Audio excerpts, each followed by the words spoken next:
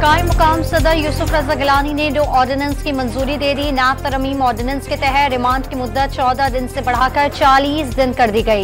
Election act तरमीम ordinance के तहत इलेक्शन ट्रिब्यूनल में रिटायर्ड जज तैनात हो सकेंगे।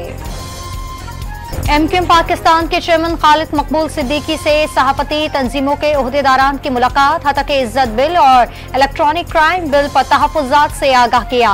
खालिद मकबूल ने सहाफ़ियों के वक्त को जायजा मुतालबात की हिमायत की यकीन दहानी करा दी। चांगला से अलमनाक हादसा, जीप खाई में गिरने से एक ही खानदान के 8 अफराद जाँ बहार।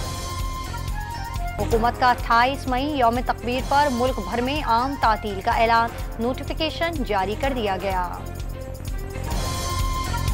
और कलाम तातील के बावजूद वफाकी तालीमी बोर्ड के इम्तिहानात शेड्यूल के मुताबिक होंगे। शोबा इम्तिहानात और IT समेत तमाम मुतालिका शोबे भी खुले रहेंगे।